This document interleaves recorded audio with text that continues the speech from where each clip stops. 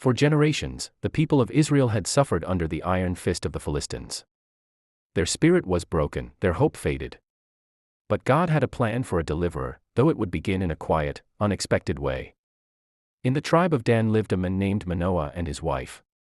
She was unable to have children, a source of great sorrow. One day, an angel of the Lord appeared to her, shrouded in light. Behold, the angel declared, "You will conceive and bear a son." 3 rules were paramount: he must never drink wine, never touch anything unclean, and most critically, his hair must never be cut. It was through this unblemished sign that his strength would flow. The woman rushed to tell Manoah. They prayed for guidance, and the angel returned, confirming the sacred instructions. Soon after, the promised child was born. They named him Samson. There, he saw a Philistine woman who captured his heart. Despite his parents' concern, for why would he marry from their enemies, Samson insisted. He was already moving according to a divine, if mysterious, purpose to provoke the Philistines. On his journey back, near the vineyards of Timnah, a young lion roared and charged him. With no weapon in his hand, and the Spirit of the Lord rushing upon him, Samson tore the lion in half with his bare hands, as easily as tearing a young goat. He told no one of this incredible feat. Some time later, he returned to the carcass and found a swarm of bees and honey inside the lion's remains. He ate the honey and carried some to his parents, still saying nothing of where he had found it. At the wedding feast, it was tradition to offer a riddle. Samson posed one to 30 Philistine companions. Out of the eater came forth food, and out of the strong came forth sweetness. They threatened his new bride, saying, "Coax your husband to tell us the riddle, or we will burn you and your father's house with fire." And what is stronger than a lion? Samson knew he had been betrayed. His fury was immediate and absolute. The Spirit of the Lord came upon him, and he went down to the city of Ashkelon, struck down 30 men, took their clothes, and gave them to the ones who had solved the riddle. That was only the beginning. His power was a gift and a curse, a promise and a weapon. He had tasted vengeance, and the stage was set for a long, bloody conflict. The mighty Samson had arrived, and the land of the Philistines would never be the same. Samson's vengeance was far from over.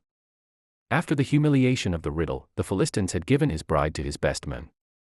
When they retaliated, the men of Judah, fearful of Philistine might, tied Samson up and handed him over.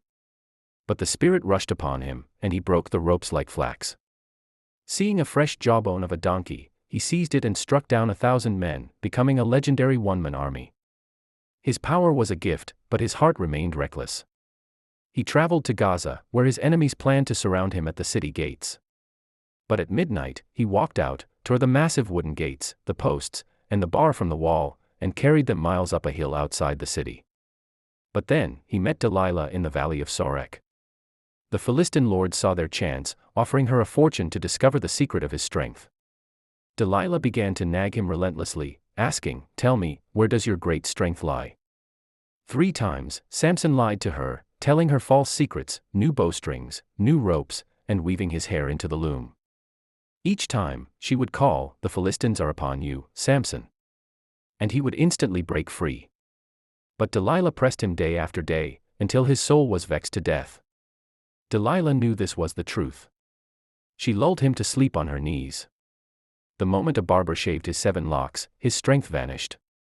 When she cried, "The Philistines are upon you," Samson awoke, thinking, "I will go out as before and shake myself free." But he did not know that the Lord had departed from him. The Philistines seized him. They gouged out his eyes, the final, tragic irony for a man who refused to see his own weaknesses. He was taken to Gaza, bound in bronze chains, and made to grind grain in the prison house. But as the months passed, his hair began to grow back. The Philistine lords gathered in the temple of their god, Dagon, to celebrate their victory. Samson, leaning on the 2 central pillars, offered a final, desperate prayer to the Lord. He asked for strength just one last time, to avenge his 2 eyes. Then, he cried out, "Let me die with the Philistines." And he pushed with all his might. The temple crashed down upon the lords and all the people in it. The dead whom he killed at his death were more than those whom he had killed during his life. His life was a whirlwind of glory and failure, but in the end, Samson, the mighty Nazirite, fulfilled his destiny as Israel's judge and deliverer.